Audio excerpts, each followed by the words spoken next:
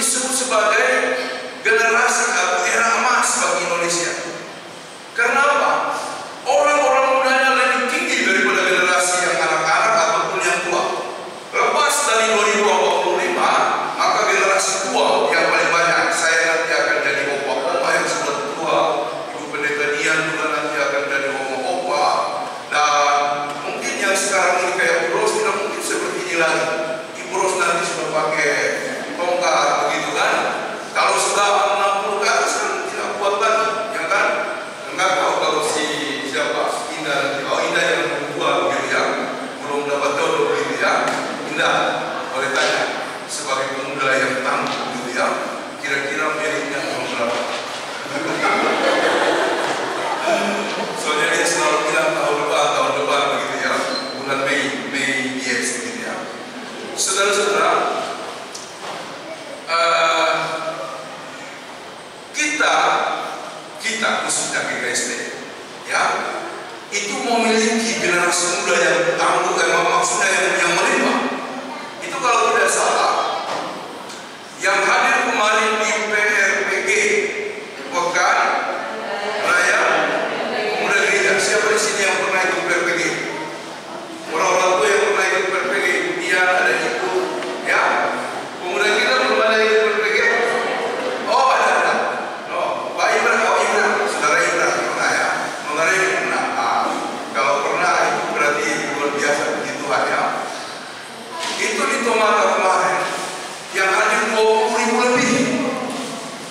Ya, bahkan ada prediksi 24.000 bahkan bisa lebih karena mereka tidak membatasi, panitia tidak membatasi.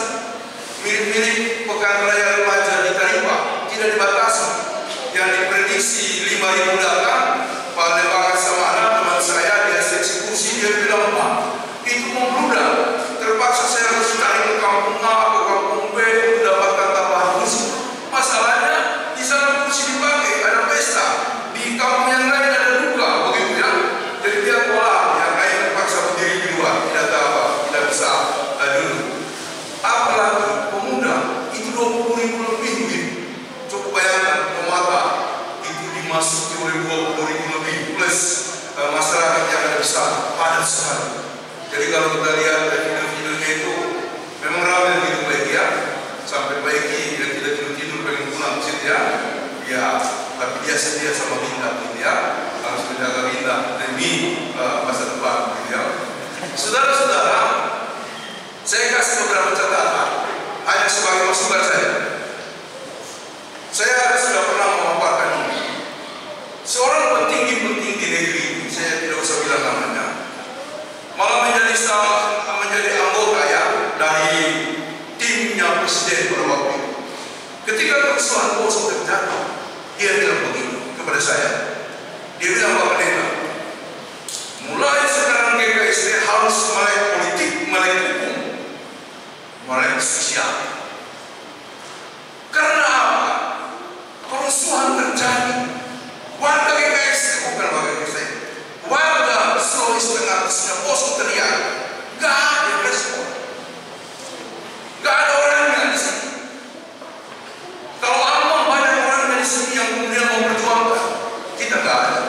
Memang ada waktu itu anggota DPR, ya, tapi kan tidak cukup lah, sehingga suara-suara yang kita bawa ini selalu dekat. Kan saya pernah cerita, waktu itu kita sudah kumpul ya sebagai forum komunikasi Poso ya, waktu itu ya. Kita sudah kumpul di GPIB Immanuel untuk berangkat ke Istana Presiden karena sudah dilakukan negosiasi dan pihak protokol sudah menjadwalkan besok kita akan ketemu Presiden. Nah, setelah maka kumpulan saya sendiri semangat datang ke Istana Presiden ini. Tiba-tiba kita sudah kumpul di sini di GPIB Immanuel, ada berita bahwa tidak jadi ke Presiden, melainkan disuruh menuju ke gedung MPR, hanya ketemu ketua MPR.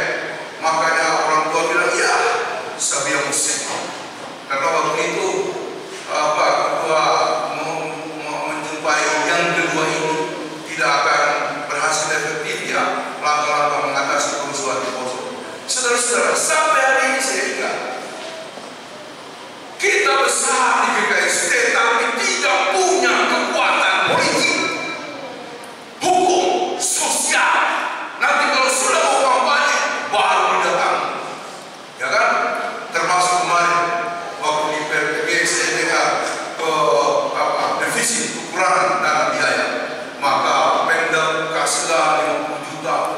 provinsi kasihlah 50 juta. Ya, saya berterima kasih. Tapi saudara-saudara, kalau tidak ada bulan Oktober nanti pilkada, itu cuma dikasih 15 juta bahkan 10 juta mungkin. Ya kan? Jadi kita ini hanya dimanfaatkan. GKSD harus punya kemampuan melakukan pergainan politik. Sekarang GPN punya itu, melakukan pergainan politik, sehingga kalau ada pemilihan gubernur, bupati, mereka menghadap kepada ketua sinode. Dan yang mengagumkan bukan cuma kepada ketua sinode atau majelis sinode, mereka menghadap kepada ketua pemuda gereja GPN. Karena mereka punya mereka ini sekarang ini menyebut barisan pemuda GPN. Ya, saya kira GKSD harus punya barisan pemuda GKSD yang berkiblat di politik supaya kita punya kemampuan ya untuk menaikkan bergaya politik kita. Maaf, saya tidak menggiring kita ke politik, tetapi gereja kita harus sampai ke ranah itu. Harus, kalau tidak kita diobok-obok terus, ya kan? Kalau tidak, orang GKSD tidak akan pernah jadi bupati, ya kan? Yang akan jadi bupati Partai Kosta, yang akan jadi bupati dari kelompok yang lain. Karena terus kita, tapi suara GKSD dimanfaatkan. Kalau tidak ada, nah jadi sengaja saya paparkan sedikit soal ini supaya pemuda kita, terutama kita di Jakarta ya, cobalah mulai memikirkannya. Apa yang kira-kira perlu dilakukan dalam rangka kemajuan GKSD yang harus dilakukan. Oke, saya stop dulu soal politik ya. Takutnya nanti khotbah ini menjadi khotbah politik.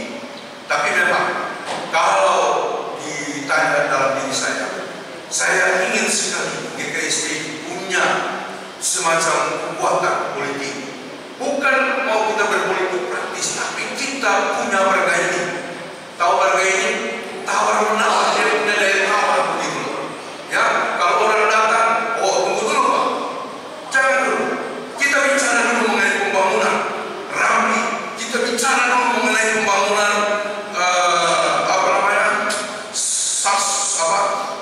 apa itu kalau daerah dataran bulan lah, saya lupa istilahnya di sana. Ya, kita bicara daerah-daerah kecil itu. Bapak mau bantu tidak? Kalau Bapak bantu, kami dukung. Begitu baru bisa. HKBP, Presiden kalau pergi ke Samosir, kalau pergi ke berapa, dia harus ke pihak raya untuk menghadap sinode. Karena kuatnya peranan dan bergaya politik sinode. Kita gak mungkin. Jokowi datang cuma datang di Sulawesi. PLT akhirnya sudah dia pulang. Tidak sampai ke tengah. Tidak menghadap sinode. Artinya kita diremehkan. Saudara-saudara, kalau bahasa ini saya sampaikan, sebenarnya ini semacam kegundahan, kegelisahan dari sejak lama. GKSD sekali lagi besar, tapi seringkali hanya dimanfaatkan. Sesudah mereka menang, goodbye selama tinggal, tidak dikenalkan lagi. Ya kan? Bahkan ada janji-janji politik yang tidak diwujudkan. Karena apa? Mereka jalan-jalan ke luar negeri. Coba lihat beberapa anggota DPR. Facebooknya cuma di luar negeri. Ya, ada beberapa yang saya suka nonton, suka lihat videonya di Facebook, itu selalu pergi ke daerah-daerah. Ada acara pemuda di daerah mana dia hadir, ada acara apa pembangunan gereja dia hadir. Itu yang penting. Oke, Bapak Ibu Saudara, akhirnya saya ingin mengatakan, maju terus pemuda gereja. Sekali lagi, jangan menyerah. Kita sudah diberikan Tuhan kekuatan yang luar biasa. Bermimpilah setinggi-tingginya, ya, bermimpilah. Saya di umur sekian kepala 5 ini masih punya mimpi-mimpi, karena menurut saya kalau kita hidup tanpa mimpi, tanpa tujuan, bangun pagi itu kita tidak tahu mau bikin apa, ya kan? Tidak tahu. Yang terakhir, walaupun sudah pensiun, ini mungkin semua orang, walaupun sudah pensiun, ingatlah Tuhan bekerja luar biasa itu di depan, bukan di belakang. Tolong ingat, kadang kue, Yesus kue, banyak yang tadi